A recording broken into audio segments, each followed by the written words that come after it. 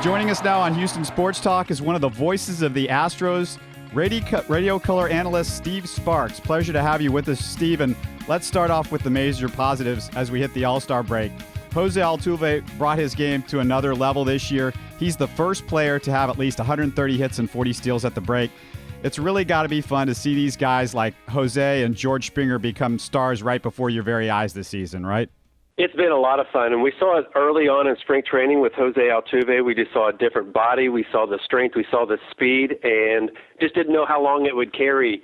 And for a guy like Jose, who grew up in Venezuela and played winter ball, basically played baseball all year round when he'd come back over here, he never really got a chance to work out a little bit harder and let his body have a chance to recover.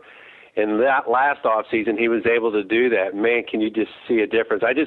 With running so much, you just don't know how long he can keep this up. But I've been surprised to this point that his speed has stayed there and his energy has stayed where it is. That I don't put anything by him now. I just think that he's a marvel and he's a great talent, and he's somebody kind of like a Craig Biggio that fathers can take their sons and daughters to the games and have them watch Jose exclusively on how to play the game the right way and how to have fun playing it. What about George Springer? He's also been very exciting to watch, too, making his He debut has, this season. and, inside the clubhouse, inside the dugout, the cameras catch it a lot. The energy that he's brought to the team, I think he's helped with a lot of the older guys bring a little bit of an energy. We talked to Altuve and Carlos Corcoran, and they just love it. Kike Hernandez is another one of those guys that brings a lot of energy. And you have to have two or three of those guys every day because it's such a grind in the season. Now, talent-wise, as far as the catches he's making and the home runs that he hits and even some of the pitches that he hits to the opposite field are just mind-blowing. So you know that the potential to be just a perennial all-star is there for George Springer. It's just a matter of keeping his head still, I think, probably a little bit longer so he can recognize that slider off the plate that seems to give him a lot of trouble right now. And as soon as he makes that adjustment, I think sky's the limit for George Springer. I can't wait to see where he goes. Besides Altuve and Springer, who or what are the biggest surprises for you so far this season with the Astros? Surprises? Well, Dallas Keuchel is definitely up there. Not that I didn't think he had a chance to improve by quite a bit, but he came up with a certain pitch, and I think it just opened everything up for him. When he went through that stretch of about 6 weeks where he was striking out so many guys and he was just dominating, getting so deep into the games, I think that showed Dallas Keuchel what he was capable of.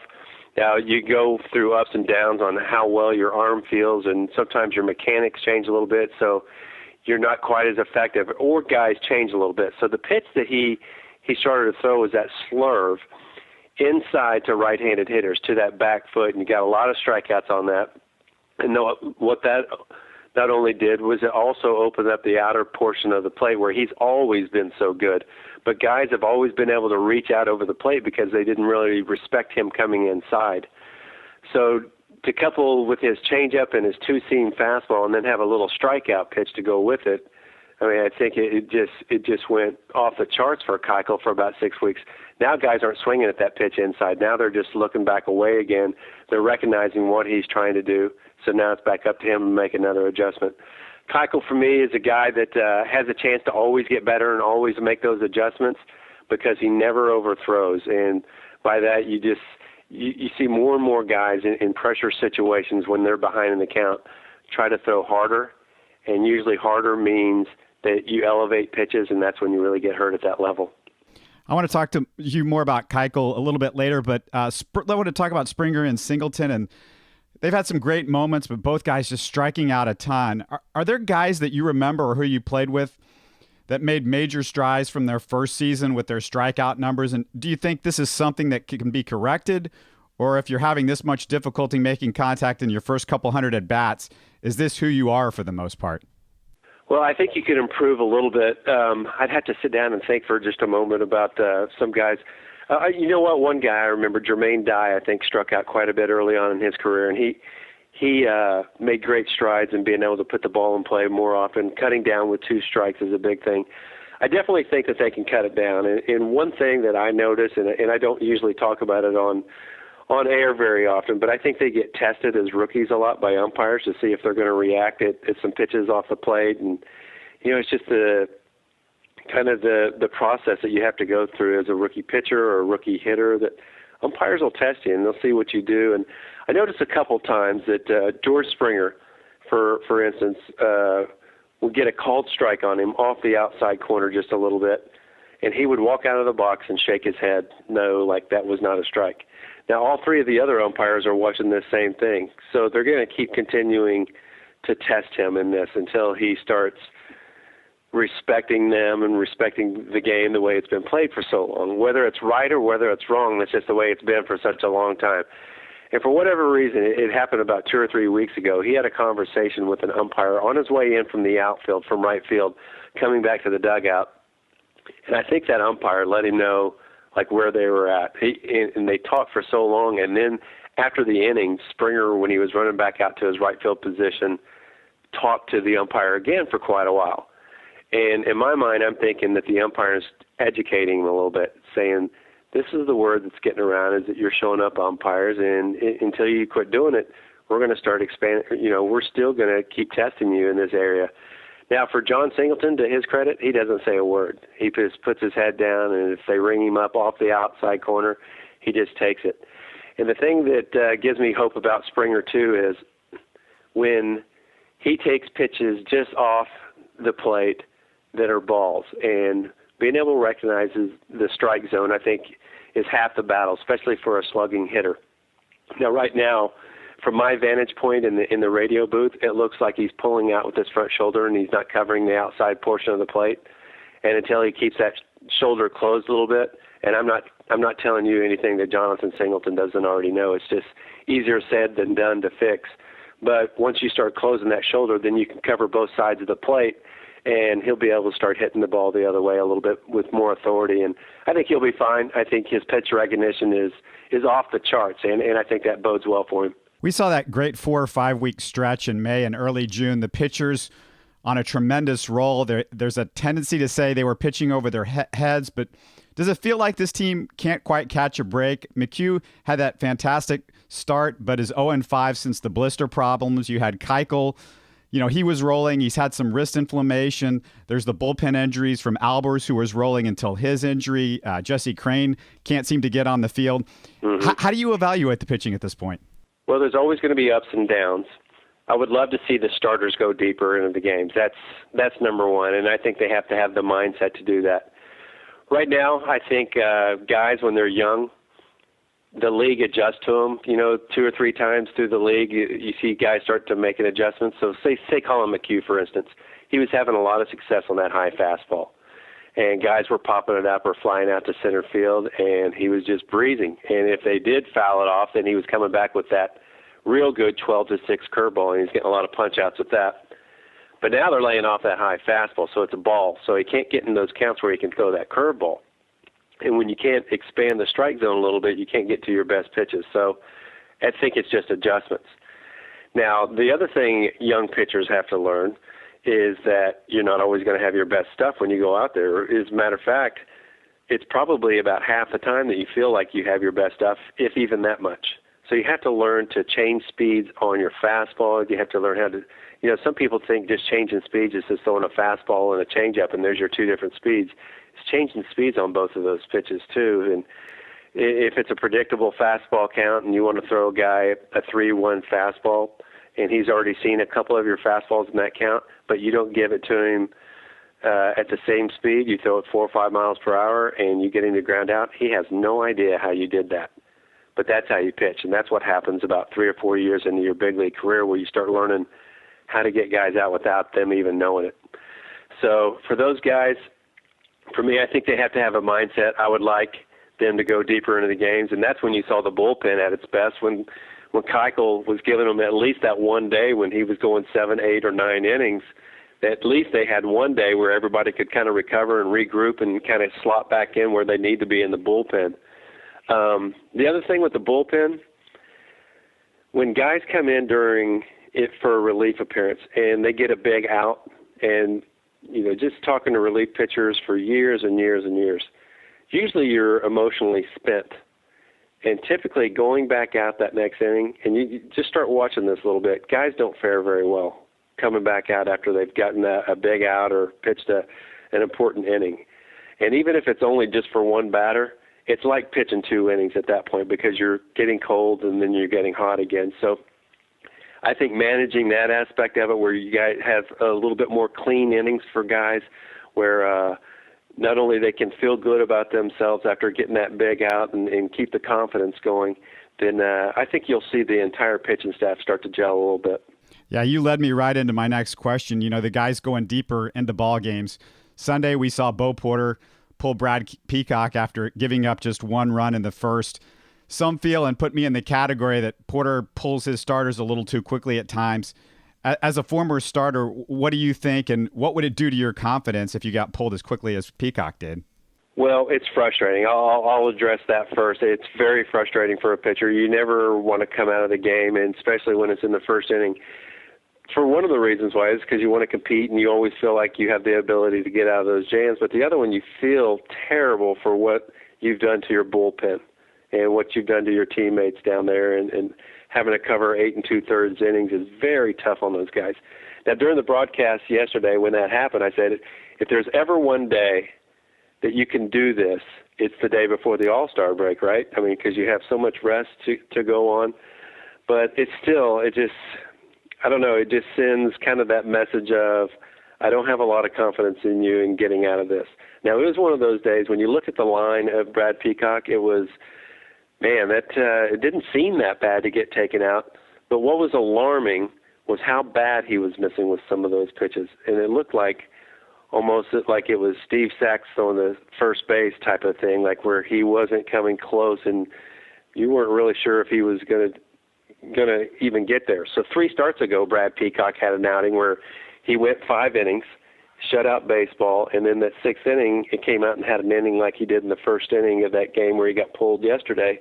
And you're just going, man, you just realize he's not going to get out of this, and I can't get a reliever up quick enough. And, you know, it's 4 or 5 batters down the line before you get your reliever ready, and then you're down 4 runs. And that's, I think, what Bo Porter was thinking of at that point. With that being said, I'm a huge proponent of letting your starting pitchers start working out of jams a little bit, get deeper into the games. But we never know everything that goes on with health reports, how guys are feeling. The coaches know, we don't know. And so we can kind of speculate a little bit, but it's really not fair all the time because we don't know all the other things going on into the decisions. Hey, Sparky, the Astros are building for the future here. They have the long-term rebuilding plan. I know you're excited about the prospects that you saw this spring. Can you give us a name or 2 guys down the road that you're really looking forward to seeing? Well, I'm looking forward to seeing Mike Foltynewicz. 2 spring trainings ago, I was real excited when I saw him. We were in Bradenton playing the Pittsburgh Pirates, and he just came in for 1 inning, and he just blew me away. It was one of those real cold days where you're just going, oh, my gosh, could this game get over any quicker? And then in comes Mike Foltynewicz, and it just made everybody's day. And when you're watching this guy, you just saw at the very end all the acceleration through the end and the explosiveness of his fastball. Now, with that being said, I saw him this spring training. He didn't look like the same guy. And I was going, man, what's going on with him? And it just looked like he was kind of muscling up a little bit. It looked like he was speeding up earlier in his delivery. By the time he got out in front of his body to throw some of his pitches, everything was coming in more flat, didn't have that downhill angle on any of his pitches. So I was wondering if he was going to be able to make those adjustments, and I keep tabs on him during this season in Oklahoma City, and you can see he's kind of going through those ups and downs. And when you look at a guy with stuff like that, there's no reason why his strikeouts numbers should be way higher than innings pitched because of, you know, that velocity and that sharpness of his breaking pitch where he should just dominate those guys. So that just tells me that it's still probably coming in a little flat, and he's probably falling behind a lot of hitters because you can't strike out guys when you fall behind. So he's one guy that I'm real excited. I can't wait to see him. Preston Tucker intrigued me this spring training with his ability to hit from foul pole to foul pole, and that's what I love to watch hitters. When you watch guys that are just strictly pull hitters or guys that are kind of those slap hitters, you just realize that some guys have holes and some don't. And when some guys do, especially in the big leagues, they get exposed pretty quickly. And Preston Tucker doesn't appear to have a lot of holes because he hits the ball with authority the other way.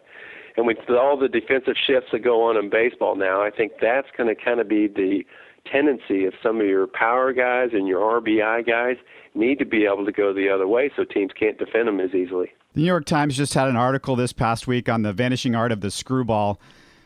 I know you get asked all the time about why people aren't throwing your pitch, the knuckleball. Yeah. Any theory on why these two pitches have kind of just disappeared? The knuckleball, obviously, pretty difficult to throw. What about the screwball? Well, the screwball is just really hard on your arm because you're pronating so hard, and it just puts extra tension on the back side of your shoulder. And usually there's 4 muscles in that rotator cuff muscle, and the one that helps it decelerate, as opposed to those 3 that make it accelerate, takes the brunt of it, and that's why the back of your shoulder gets hurt so bad. When you throw that screwball and you pronate, you're really, you can just feel it without even throwing a baseball sometimes, and feel the back of your shoulder start aching. So I think that's the big reason why people don't throw that screwball. I played with a guy named Angel Miranda who teaches it to a lot of the Latin players in Puerto Rico. And some guys throw it down there and have some success when they come back here. But as far as the knuckleball, there's a guy in AAA with the Texas Rangers. I worked with him for 4 or 5 days this off season, and he came in from South Carolina, and he's got a chance to be pretty special, I think. He's got a really good knuckleball and a repeatable delivery. I talked to Buck Showalter whenever we play the Baltimore Orioles, and he always asks me some different things because they have 2 or 3 different knuckleball pitchers in their organization. One of them's in AAA, and they feel like he's pretty close to getting there. Stephen Wright with the Boston Red Sox is in Pawtucket and has had some success and gone up and down. But Blaine Sims is another guy who's in Quad Cities with the Astros that they got in the Rule 5 draft, and he's a lefty.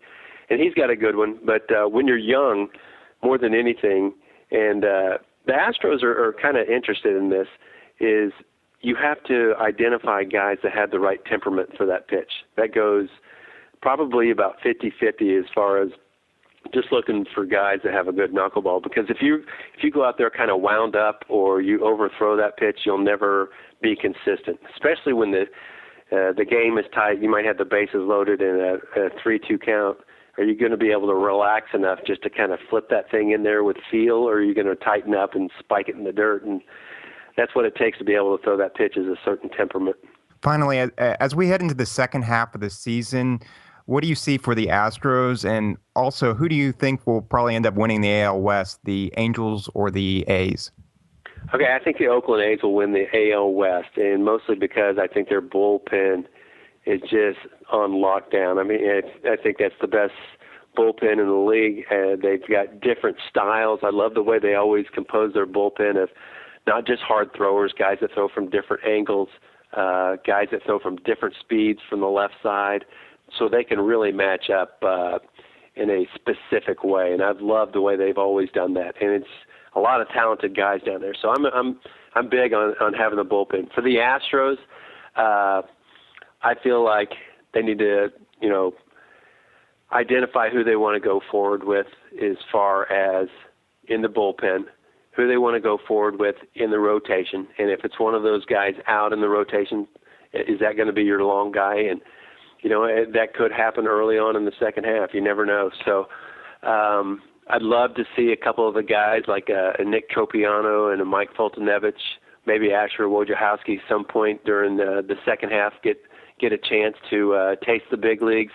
That way, going into spring training next year, if they're vying for spots in the rotation or in the bullpen, they've at least tasted it. They know what it takes, maybe making some adjustments, or at least just feeling that adrenaline. It feels like maybe not so much September, but maybe a little bit in late July and August, too, so they can feel what it feels like playing against teams that might be in those pennant races. Well, you've been listening to Steve Sparks, radio color analyst for the Astros. You can catch him and his partner, Robert Ford, on 790 AM locally on the Astros telecast. Thanks so much for joining us, Steve. My pleasure. You guys take care. You guys do a great job. You can listen to more of our interviews and podcast on HoustonSportsTalk.net. Subscribe to Houston Sports Talk for free on iTunes or on the Stitcher app.